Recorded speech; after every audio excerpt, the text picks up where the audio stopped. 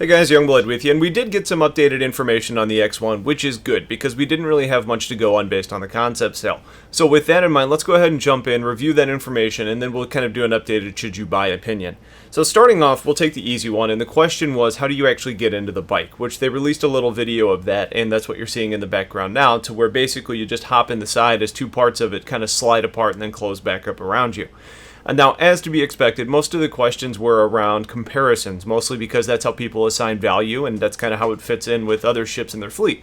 And when asked about how the X1 compared to the Dragonfly and the Nox, basically it ended up that the Nox or the X1 is going to be faster and more agile than the Dragonfly, but it is unable to carry any cargo, and it's going to be more. I guess going to have more durability and better visibility than the Nox, but it's probably not going to be as fast. So it kind of falls in between them.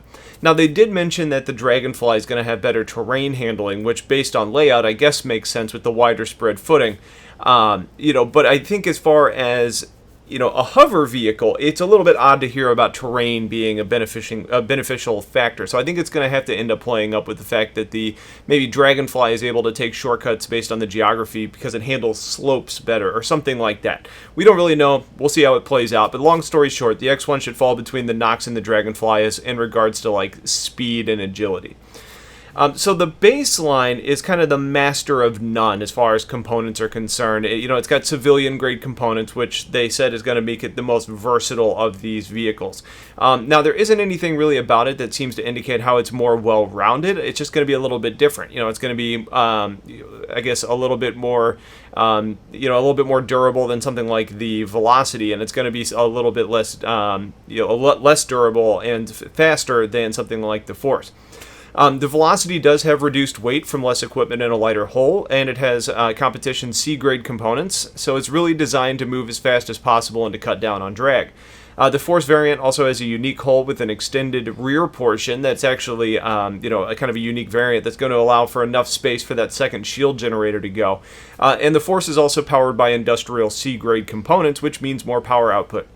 Now that opens up the Force to be able to take more damage than others in a recon role, though it's still not as optimized for combat with only one size 1 weapon, so it's more about survival than actually attacking. Now I do have some concerns about this thing in a scouting capacity because in an ideal situation you're looking to either not be seen or be impossible to catch if you're scouting. With industrial grade components, it's probably going to be relatively hot as far as the signature is concerned, and it's not going to be as fast as the Velocity or the Nox. So it does make me wonder a little bit how well it's actually going to be able to do, because it might be able to get in and survive for a little bit, but if something else is able to catch it and chase it down, then that's going to be a problem.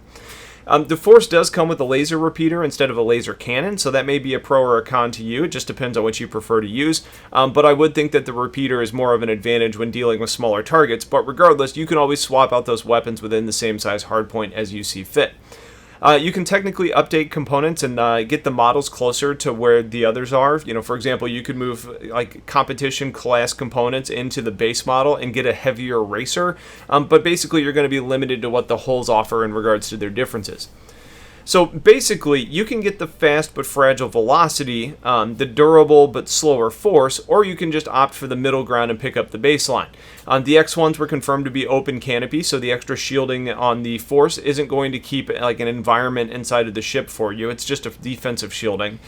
Since there isn't anywhere to store them, you can't drop nav beacons from any of these variants. It was also confirmed to not have any cargo.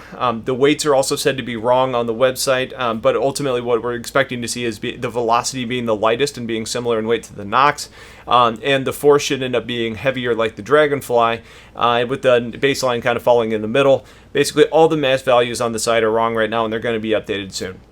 Now, in regards to should you buy this, I still think it's a pass. I personally prefer the Nox as a racer. I prefer the Dragonfly for utility, and obviously I think I prefer the Rover if I can fit it on a ship to get it to where I want to go if we're talking about planetary work. So I just don't really see the place for this ship. Maybe as a middle ground somewhere, but outside of an LTI token, I just don't see the value in the X1, so my recommendation is a pass, though there's going to be some of you that feel differently, and it's a kind of a cool looking ship in a way, even though some people think it looks like an old school phaser. So there's your updated information. Hopefully that helps you guys out. If you have questions, please let me know. Otherwise, stay tuned for more. Have yourselves a wonderful day, and take care.